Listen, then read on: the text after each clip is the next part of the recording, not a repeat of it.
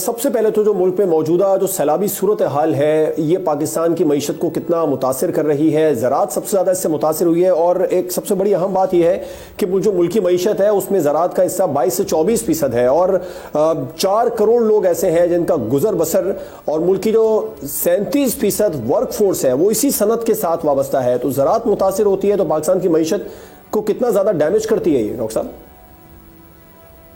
تو ہمیں جو اہمیت ہے وہ یہ سمجھنی ہے کہ یہ وقت ہے کہ ہم جو پالیسی سازی کرتے ہیں، چاہے وہ ڈیمز بنانا ہو، چاہے وہ سٹیز کو ہم نے جس طرح گرو کیا ہے یعنی کہ ہاریزونٹل گروتھ کی ہے ان کا نظام ہو، یا ریور مینجمنٹ ہے، اور جس طرح ہم نے ملک میں ڈیفارسٹیشن کی یعنی کہ درخت کاٹ کر اور نئے درختوں کو اس طرح نہیں لگایا، یعنی کہ اوور آل کلائمیٹ کا بھی دھیان نہیں رکھا.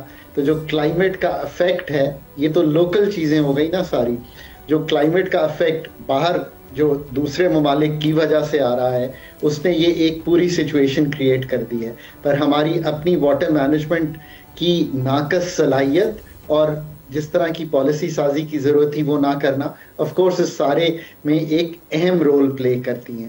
اور اگر اب آپ دیکھیں تو زراعت ملک کا 22% تو ضرور ہے، اور پچھلے سال یعنی کہ جب فلڈز نہیں بھی افیکٹ کر رہے تھے تو جو 5 سٹیپل کراپس ہیں ان کو ملا کر اوور آل زراعت میں 13% کمی یا کنٹریکشن آئی تھی ان دی کراپس دیٹ ور پروڈیوسڈ.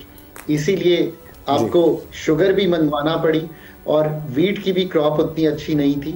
سو اب وقت وہ ہے جہاں ہمیں یہ سوچنا ہے کہ آخر یہ بار بار ہم کیوں ان مسائل میں جاتے ہیں، چاہے وہ انوائرمنٹل پروٹیکشن کی پالیسی ہو، چاہے وہ ایگریکلچر کی پروڈکٹیوٹی بڑھانے کی پالیسی سازی ہو، چاہے وہ واٹر مینجمنٹ کی پالیسی سازی ہو، چاہے وہ بجلی سے لگانی ہے، بجلی فاسل فیولز کی بجائے نیوکلیئر پہ موو کرنا ہے، فاسل فیولز کی بجائے آپ نے سورج اور ونڈ سے بجلی بنانی ہے.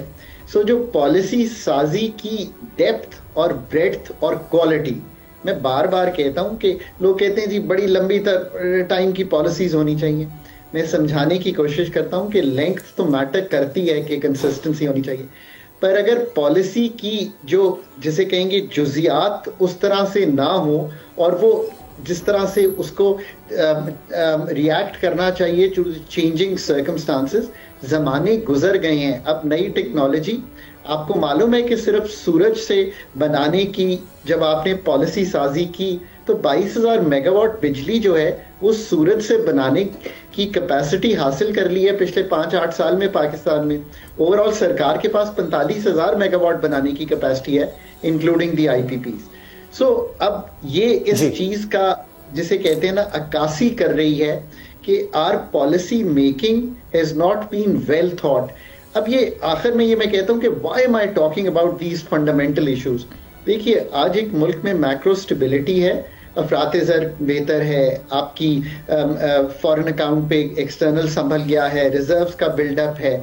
اب اگر آپ پالیسی سازی کی اہمیت کو ڈیٹا، ریسرچ اور تھنکرز ان تینوں کو ملا کر نہیں کریں گے تو جہاں انوائرمنٹ میں کھڑے ہیں، جہاں جو ایگریکلچر ہے نا آپ نے ذکر کیا، میں ایک آپ کو چیز سامنے رکھوں آپ حیران ہوں گے.